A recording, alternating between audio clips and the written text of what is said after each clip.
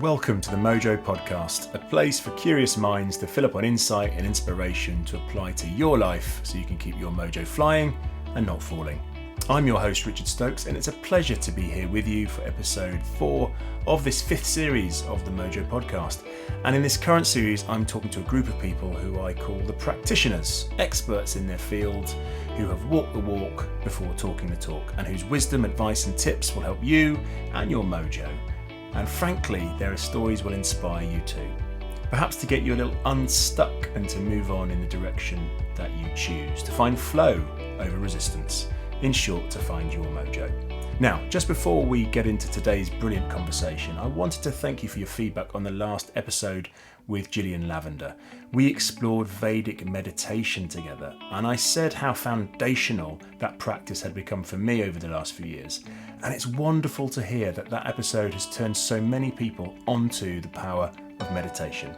I know of at least a handful of people who have now signed up for Gillian's course as a result, and that simply is a big reason why I do this. And today we're getting stuck into another key area of life with the help of an expert in his field. This time we're going to focus on the work realm, where frankly we spend a great deal of our time and our energy, of our mental and emotional capacity, whether it's in the office or now, more likely, living the hybrid life. So today we're going to talk about collaboration in general and specifically how we can do this better in our new working paradigm. Why focus on this? Well, we can all take some time to do it better. What we have at the moment, I would say the vast majority of organisations and teams have not cracked this. It is the biggest pain point that I see. My guest today is John Monks, noted coach and brilliant facilitator. He's the partner at Curve, the creative leadership company, and co-author of the book Closer Apart, How to Design and Facilitate Brilliant Workshops Online. We talk about a lot in this episode. So we talk about flow and how to find it in the hybrid world. We talk about how to create great team collaboration, both from a mindset and a methodology point of view. We discuss the power of feedback and why the most effective businesses are so focused on this. And we talk about honesty, about how radical candour is a business superpower. There are stories, tips, ideas aplenty in here, and I think you'll get a lot from this episode. And if you do, please do that amazing thing and leave a short review over on Apple Podcasts. Just a minute of your time means many, many more people will be able to discover the Mojo podcast. Hey, we even made the charts in Singapore last week, so thank you very much for that. Okay, let's go over to my Mojo conversation with John Monks. So welcome back to the Mojo podcast, and I'm delighted this week to be talking to John Monks, who's in Cambridge in the UK. John, how are you doing? I'm doing really well, Richard. Thank you very much. Lovely to see you in your home office, from my home office to your home office, and that's obviously this is a subject we're going to get really into today in terms of the change that we've all experienced in work in the last few years, where we are now, what's coming, and having your view on that I know is going to be so valuable for everybody listening. But the first and crucial question before we dive in, John, how's your mojo today out of 10? Such a great question. I really love listening to people answering this, and I've been thinking about it a lot today. How am I going to answer? So I think my mojo today is a 7. Okay. And interestingly, I've been, for this year, my personal project has been looking at my own energy, and I score every day on energy, but I don't think mojo is quite the same. So my scoring of energy is a number, which today or right now is 7, and a word, and my word right now is balanced. Tell me more about the word then, the word of the day, balanced. Yeah, well, it's been, as I say, it's a project I've been thinking about all the way since I journaled my way into the new year. I'm sure we'll talk about journaling today, but I absolutely love it.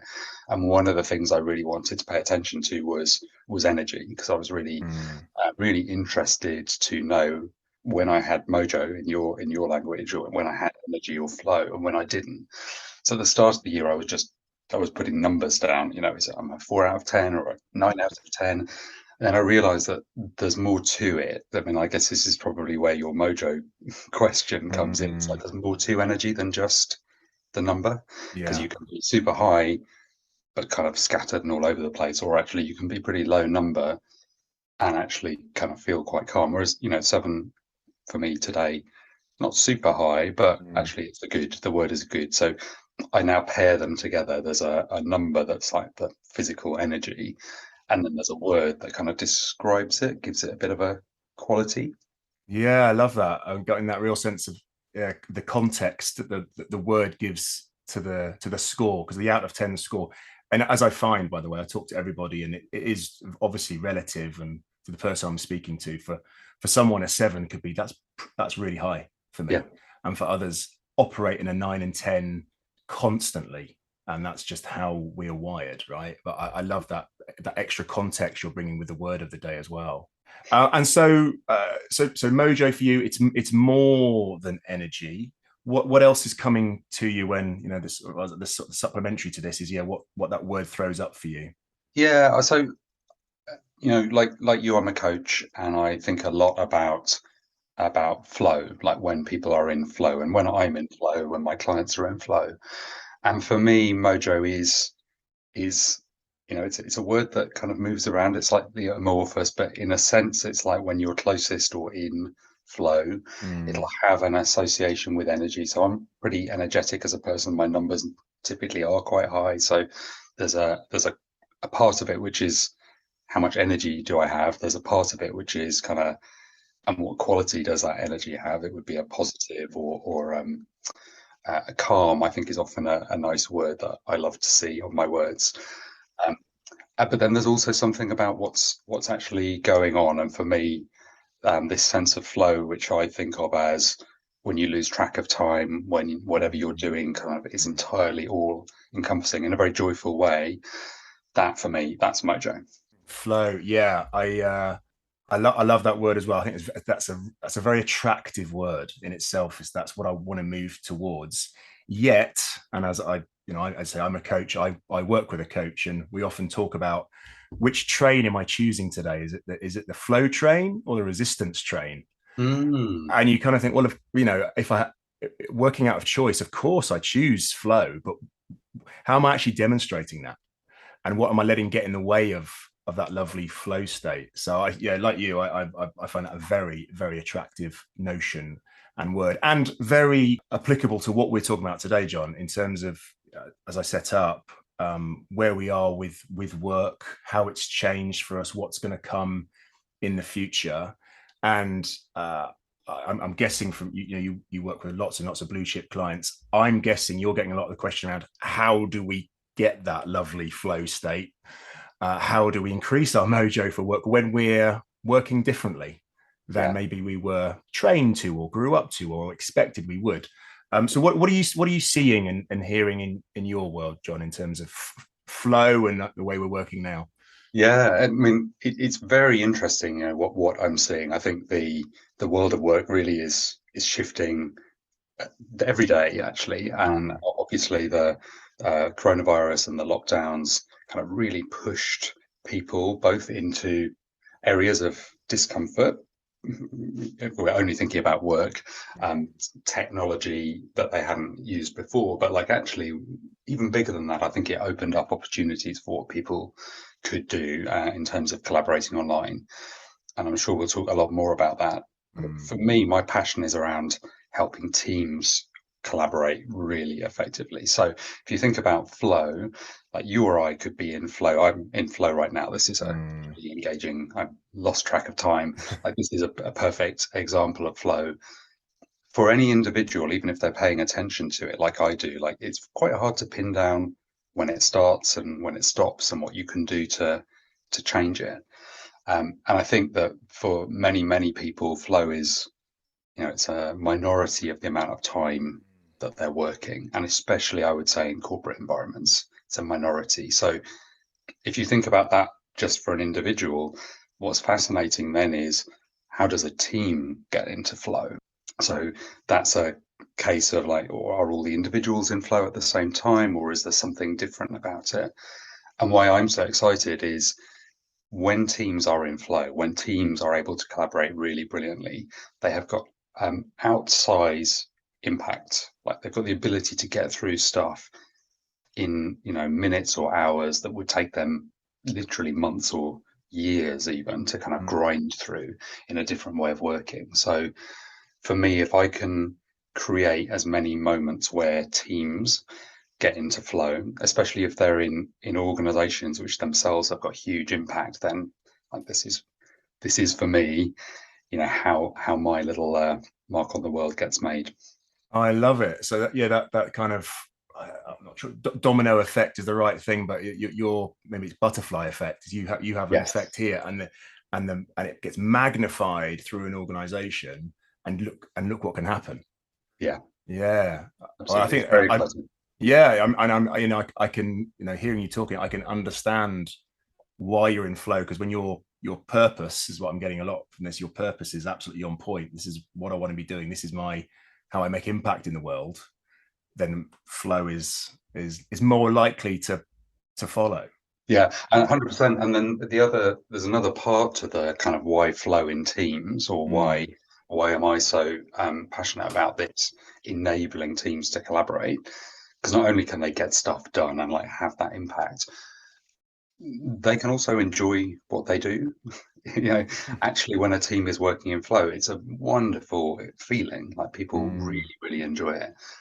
And again, I think that's a real minority of the time. For the majority of people, actually, they spend much more of their time grinding through email, kind of sitting in non-stop back-to-back meetings, never-ending Zoom, and actually the mechanics of work life for so many people is literally just like feeding the machine, because there's never an end to email. There's never an end to these things, no matter how hard you work. It's never ending, self-perpetuating in many ways. Exactly. And those moments where you can get a team together to kind of, what I love is coming to the end of workshops. I mean, typically my work is running workshops with teams, coaching teams. I get to the end of a workshop and the team says, I really didn't believe we could do that. I had no idea we were going to be able to do that. And that for me is really magical. And I know that every team can do so much more than it thinks it can. It's like, how do you help them to think bigger and then get into this kind of form of collaboration that enables them to actually do that? I think that essence there, what I was saying from you, that belief in the human and in the team, that we can overcome whatever particular challenge is in front of us, be it in a corporate environment, be it in a not-for-profit environment. We are, creative, resourceful human beings. And again, very much coaching language, but we know all the answers are within. It's just kind of getting them out. I think we're kind of back to the flow and resistance bit there, aren't we? So John, just sort of rewind slightly for me. And obviously you do a lot of this work through the lens of Curve, your company. We're going to talk about the book as well, Closer Apart, which you've put together with Lizzie. I believe it very well received in terms of how you can design and facilitate workshops online better. And obviously that's a lot of our reality right now. So we'll check in on that. You touched on your purpose. What drew you to this, this moment now of what you're doing, and clearly be so excited by it, passionate for it, full of flow with it? What drew you here? It's such an interesting question. I think when you look back over your life, everything kind of seems to kind of make sense. But at the time, I was definitely not following a strategic plan. I hadn't done that kind of like even visioning. I came to this through kind of a career in. I've almost always worked for myself. I've had a few little detours off that into kind of bigger corporates, but typically I've been working for myself with teams. And for the first big chunk of my career, that was as a consultant working in big projects around change. So typically that's technology. And really what that means is helping people to come to terms with, make the best of technology, which is usually being imposed upon them. So it's something where I started to get into that mode of working with people to help them to change themselves. spent quite some time working at the NYPD and FDNY in New York. So a Oh, big right. project there. Yeah. It was post 9/11. It was all around kind of changing the culture to work better together. Some really, really challenging contexts there, and of course, like against the backdrop of the most extraordinary trauma that both organisations had been through, especially fire, which had lost 10% of its workforce Gosh. in one day. I Wow. mean, it's Wow. impossible to even imagine that, but then to see the solution, like you say, to all of their challenges, whatever they are, that they are within themselves, within them as individuals. So to see and work with that, and then I took a kind of random detour into a digital marketing company where I set up their global management consultancy, again, kind of helping companies come to terms with the opportunity that digital offered them. And that's where I met Lizzie. So it was a super happy detour that took both of us to meet one another and to think together. But it also showed me, in that world of advertising, like what is possible in terms of how communication changes behavior. I hadn't really seen that. I hadn't seen how communication changes behavior. So it was a very useful, eye-opening part of the journey, because it showed that change happens in more than one way. Yes. And so through all of that, I was effectively coaching people I was working with. I was running lots of workshops. While I was at the digital marketing agency, I trained to be a coach because I kind of realized I was doing a lot of that. And when I left that company, and Lizzie and I sat down together and we really want to do something together. We don't quite know exactly what that thing is, but both of us were really known for being, the people that created amazing collaborations and who ran the most incredible workshops. So we decided we would teach other people how to do that. So that was the beginning of Curve, was effectively working in marketing and advertising agencies where that's the home of the workshop. If you think to Mad Men, that's kind of where it all started. Yeah. And yet it's almost never trained. Like nobody tells anybody how to do it. They just say, look at that guy, do what he does, or look at her, do what she does. Have a brainstorm. Exactly. Like, how? I don't know. What do you mean? So huge opportunity there. So we put together Curve. It's our flagship workshop at that point in time was the workshop. So it was training people how to design and facilitate great workshops. Did that for a few years. Then COVID happened, and two things were really interesting through that journey. First was we had created a digital version of the workshop, a version running on Zoom. Yeah. Which we'd created, interestingly, for an environmental consultancy who was interested in, reducing their carbon footprint. Right. Fairly obvious. Yeah. But ironically, they never bought it. Like, they asked for it, we designed it, they never bought it. And for maybe 6 months, we were saying, we've got this workshop, anybody want to do it? Everyone was like, yeah, that's really interesting. But we never sold one, not one. Wow. Come March 2020, we literally was non-stop. Like, we were doing it multiple times a day, teams all around the world. In that moment, it was clear to me that both that there was enormous opportunity that people hadn't really grasped. They kind of seen the remote setting as being second best. But actually it was opening up this huge possibility to collaborate in ways that people couldn't before, and in ways that were so much better for the planet than flying all around the world, as I have been doing a lot of.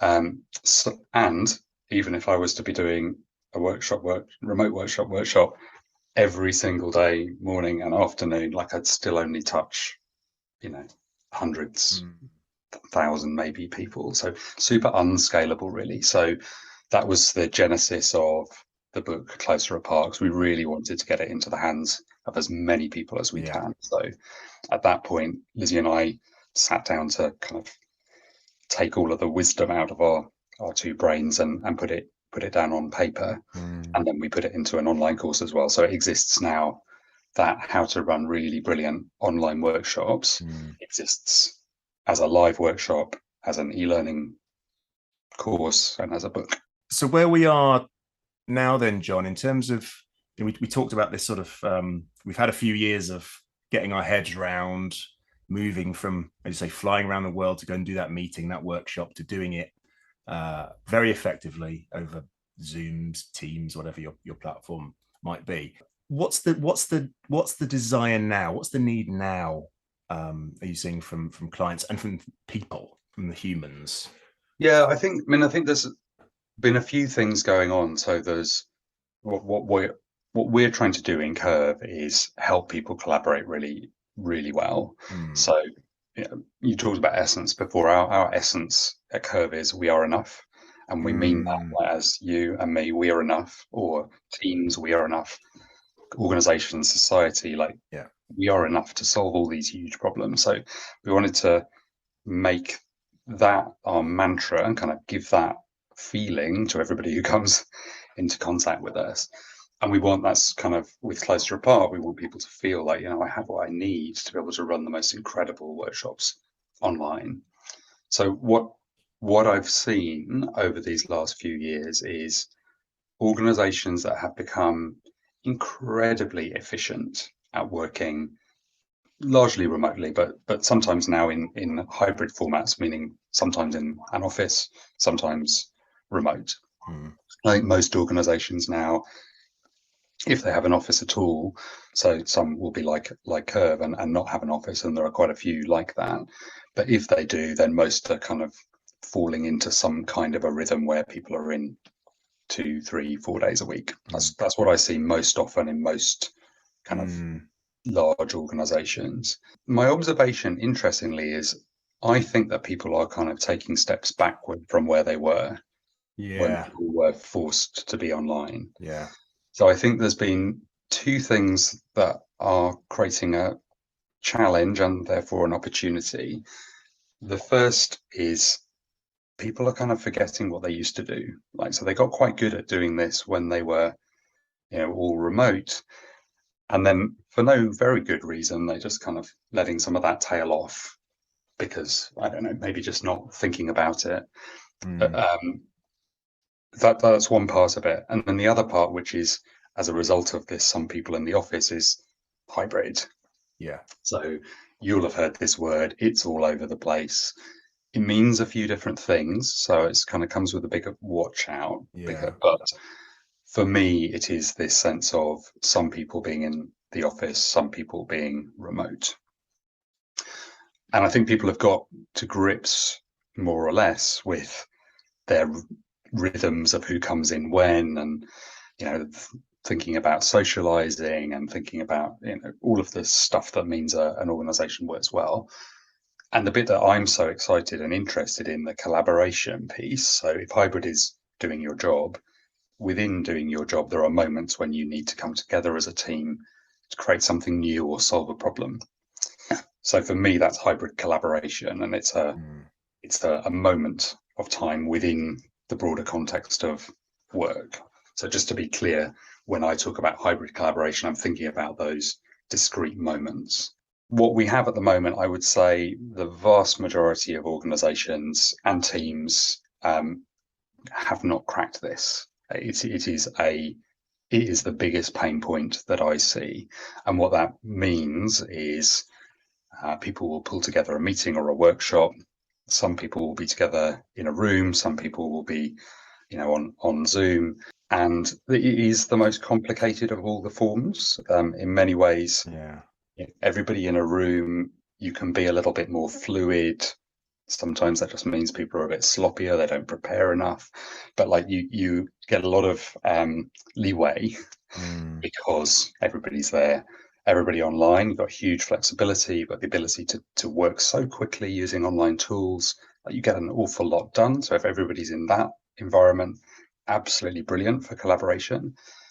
If you have a few people on a TV in the on a big screen in the corner who can't really hear what's being said, and people forget that they're there, and Mm. they have tea breaks that they can't participate in, and all of the things that make they make it uncomfortable and unproductive dynamic. So this for me, this is the big pain point. It can be done. My personal view is that the default should be to go to remote, because it actually is a better way for almost all work-related collaboration.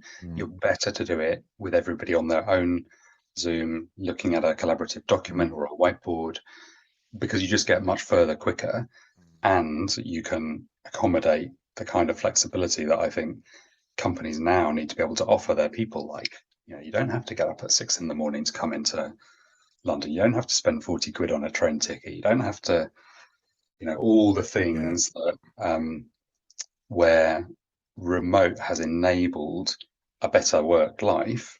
You can then, that wraps around the edges a bit. We've just written actually an additional chapter for Closer Apart that covers hybrid in a bit more detail. There is a section on hybrid in the book, but we've just given a few more tips and tricks. And actually, there's a managing hybrid collaboration download on our website. So I will. We'll put that to the show notes. Yeah. Fabulous. Great. And so you say, the hybrid setup, if it has to be that way, this is the toughest of maybe the three options that are available. And so there's some resources you mentioned, but what would be the top tip if you have to do it hybrid? What's going to give that meeting workshop the best chance of success? Always plan. So in the book, we've got a lot of resources on planning, just knowing exactly what's going to happen. So for the hybrid situation, what we would recommend is that those people in the physical room, they join from their own laptops. So kind of puts everybody on the same level. Everybody still has the little box with their name underneath, which I love because I can't remember names. Yeah. And so you get the ability to all join in that way. Think very carefully about breaks. So one of the things that's really painful for people joining remotely to a hybrid workshop is the bit where everyone goes and gets coffee and all they can hear is chatter and they feel very excluded. And that doesn't need to happen. You can pair people up. You can bring them into like a conversation with somebody else in the real room. So just think about how you plan the time. So you need to be as thoughtful with a hybrid workshop, if not more so than a remote one, where typically the timings are really quite precise. Whereas the in-person ones, typically people are much more fluid with the timings, which is very hard for a remote participant to engage with because they don't know what's happening and when. So that's one. The other thing I would say is always have somebody who's a tech support online. So typically when we're running workshops that are hybrid, we'll have Curve always facilitates in pairs. So there'd be two people in the physical room facilitating, but we'd also have somebody online who was there just for the remote participants. Right. So they don't, again, the sense of tech exclusion. If something goes wrong or I get kicked out of a room, you're going to come back in again, and you can, I guess, worry less about the technology and focus more about your contribution. 100%. Generally, then, looking at teams coming together, and you said collaborating, because that's what's the heart of this. And when we do collaborate as a team, we can do amazing things. What's the secret sauce for getting just incredible team collaboration, John? I mean, I know that's a huge question, but I was really intrigued to get into your knowledge on that. The foundation for it all is trust and empathy. So within a group, that people know who each other are and they understand how each other work and how they, prefer to behave, and a sense of trust. So in many organizations, teams don't have a good foundation of trust, and in fact, in some, it's quite the opposite. There's an atmosphere of mistrust. Some organizations, I think, even create that deliberately to create this kind of sense of competition. I think that's a really bad idea. I don't think you get good results from anyone like that. Even if you discount the stress and mental trauma you're putting people under. So I think the foundation for that is, what do you do? What exercises can you put in place that enable people to learn more about one another? And it's really, really interesting, this, because people feel like if you just get them together, and they will naturally learn about one another. But it turns out that doesn't happen. You kind of need to give people a structure. Right. So for example, we will often run an exercise called personal timeline. That's where people kind of plot their own journey, a little bit like I just did there, Yeah. actually, that brings them to today, and then they share that with one another. And we often do this. We did this in a really big global corporation, and some of the people after the exercise said, "I couldn't believe it. I've worked with those people for 15 years, and I never knew." Insert the most obvious fact. Yeah. And actually, what happens is pretty shallow. Like typically, people in work Mm, relationships, when they get together and have small talk, it really is small talk. It's like sports or weather, maybe a little bit about kids. yeah. But actually, the stuff that really matters, that is the foundation for this great collaboration, it just doesn't come without a Right. bit of nurturing. Very Yeah. simple, but people don't do it. Yeah. And I love that sense of, surely if we put everyone in the room, they're all humans, they're all adults, they'll find a way. Yeah. But what I'm hearing, and I see it totally, people will go, there's a surface level of almost where I'm prepared to go. If the other person I'm talking to maybe shows me more vulnerability, maybe I'll go a bit Mm, deeper and a bit deeper. But it's very much, I see people in that sort of just waiting, that sort of face yeah. off of where, Yeah. how far are we going to go with this? But what you're saying is that planning and good tools and techniques will allow a group to start going deeper. Yeah. You can plan for this, and you can run exercises that we know work. So a great example of this. So I would say in this year we've run more retreats and offsites than ever before, because Yeah, everyone's this coming year back was the together year again. of that. We can Yeah, get back together again. yeah. And what we've been guiding our clients to do is the work stuff. So coming up with a new strategy or coming up with a roadmap, do that online. Do all of that stuff Ah, on Teams or Zoom, yeah. and use the collaborative tools that were so good, so much better. And then when you do get together, like spend the time building trust, working on your ability to give and receive feedback, understanding Mm, personal preferences, all of that stuff, which is really that's what gets teams into flow. It's not the document that gets them into flow. And yeah, I one love of the that. things we've noticed is, people will say, "Oh, well, we'll just leave people to kind of have small talk and socialize because it's fine. We don't want to overstructure, in inverted Mm, commas. We don't want to overstructure this." And my point back to them is, you have a very small number of hours together. Like you can count the number of minutes you have together. So you mm, could say it's fine for them to just chat about the hotel, or you could introduce an exercise that will really genuinely build their understanding of one another. It's a choice, because at mm. the end of the day, you only have so many minutes. Time is our greatest resource and one we can't create more of. You can only manage your energy, not really time. And I love that again, choice. What are you seeing from the sort of organizations that go, yeah, we are going to do that. We are going to use our face-to-face time to work on our human relationship, and we're going to put our maybe the business strategic relationship stuff into the no less important, but we're just going to do it differently remotely. What are you seeing that's coming back from some of your clients as a result? I would say that the biggest one is feedback. So you say what's coming back, what's coming back is feedback. Uh, so the organizations that are doing really well, and I have a hunch, this is no research here, but Yeah, my hunch is the most successful organizations are the ones that are able, where individuals are able to give and receive feedback really well. yeah. It's something that is so rare, so rare. So few organizations have genuinely got a culture of feedback. Mm, And so where people are getting together, they're spending time both working out what that means for them, because it does vary. Some organizations are different to others, but then practicing it, because feedback for me, it is is something that needs to be practiced. I think it's a great parallel to like going to the gym. Like you don't go to the gym once and get fit. Like yeah, it doesn't work like that. Like you yeah. kind of need to find your form of exercise, and then it has to become habitual. Yeah, I think when we were talking a little bit before about being candid. I seem to remember, and I'd love to just explore that a bit. As you said, about being candid yet being kind, because when you work in a big organization, small organization, doesn't really matter. At some point, you're going to come at something from a different point to somebody else. Yeah. Because we as humans see things, we can see exactly the same thing from a completely different point of view. We just have that ability to do it. So how do you guide people or support people around that, John, in terms of maybe there's a bit of conflict that's coming through, but what's your best advice there?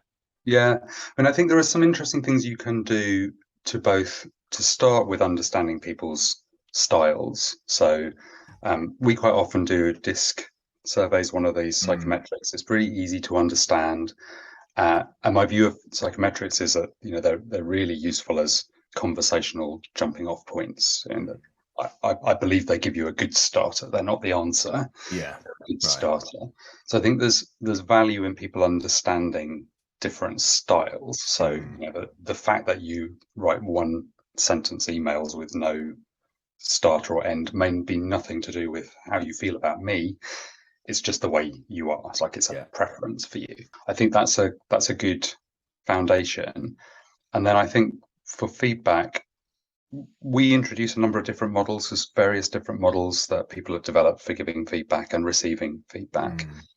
And so with teams, we tend to kind of co-create what they want their one to be, like how formulaic, or what's the behavior that sits behind the feedback? How does it work?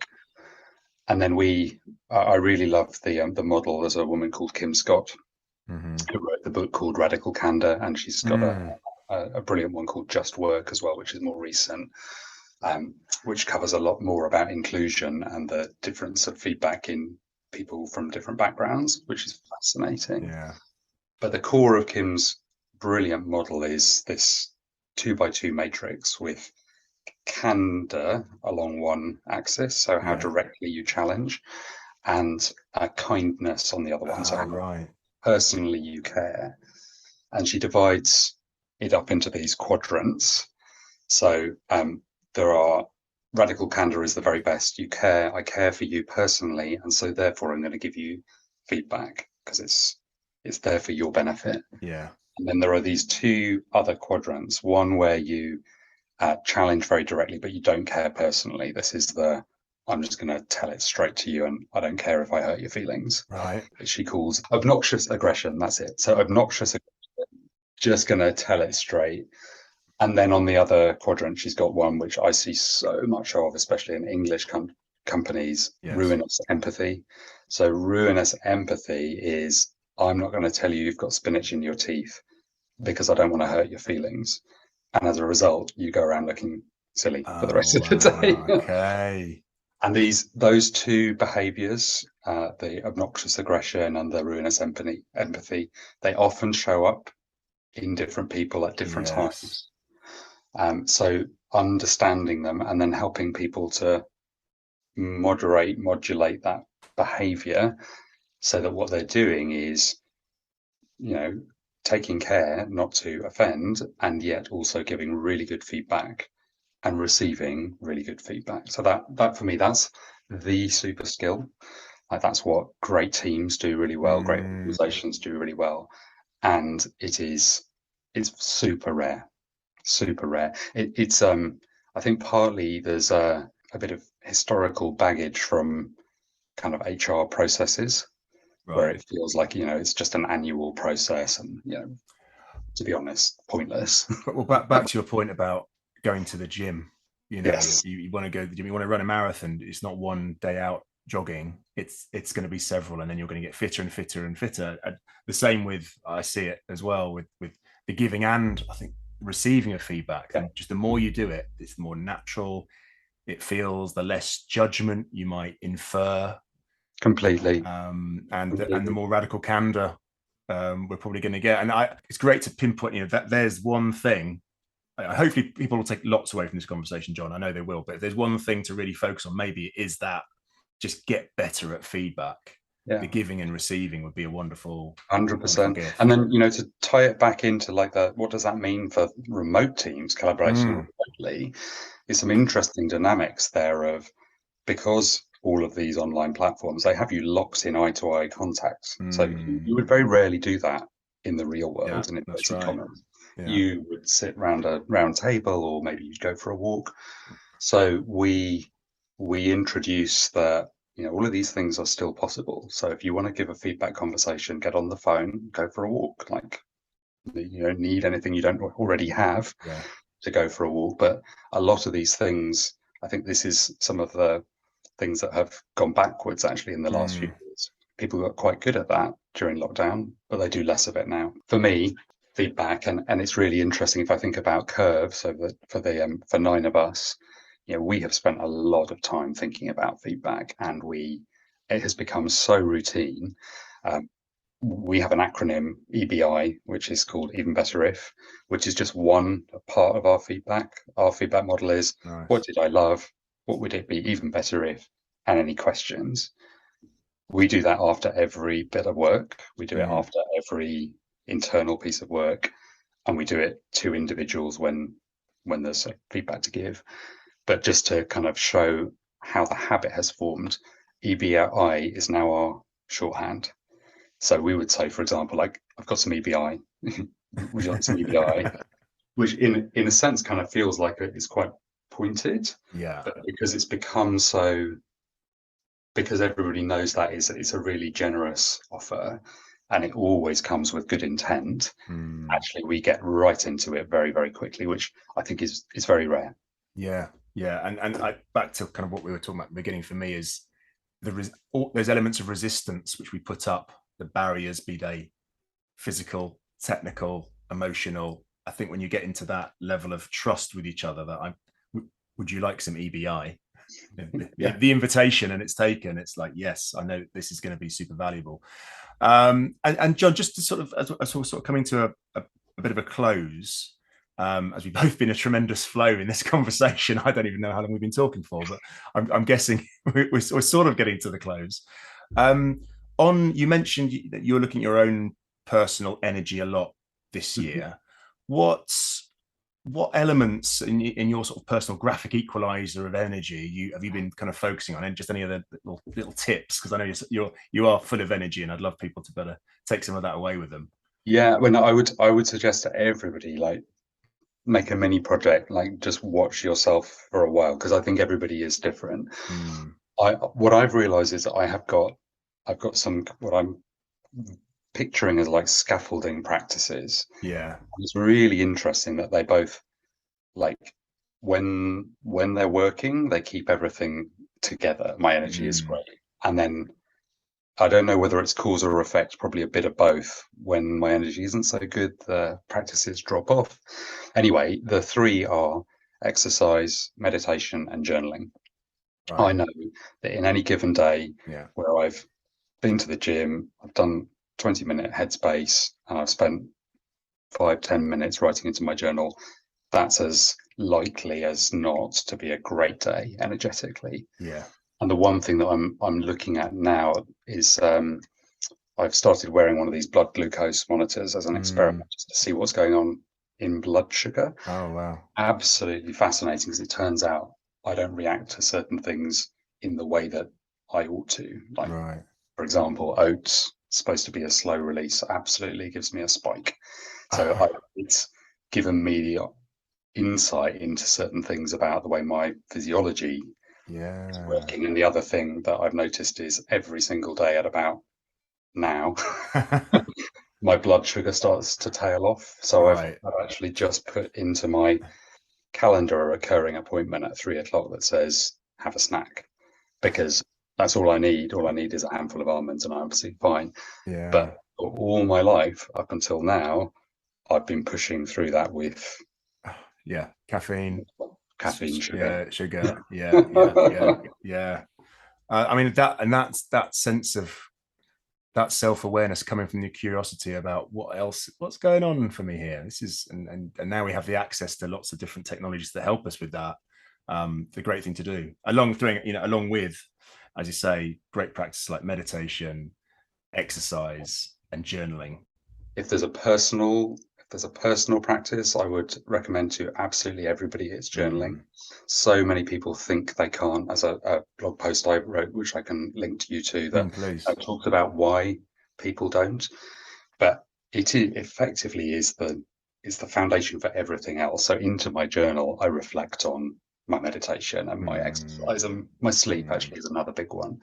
So it's kind of the place for me where all the threads tie together. Brilliant.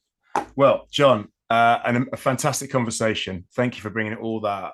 So the experience you had, the wisdom, the skills that you've honed over the years with Curve, and we're going to share some links to some of those in the show notes, because I just know as a resource this is going to be really useful for so many people. So John Monks, thank you so much for joining the Mojo podcast today.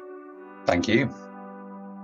It's a really thought-provoking conversation, that one. Thank you, John. And so timely as well. I'm having lots of conversations with clients at all different levels of experience, essentially about how to find their hybrid mojo.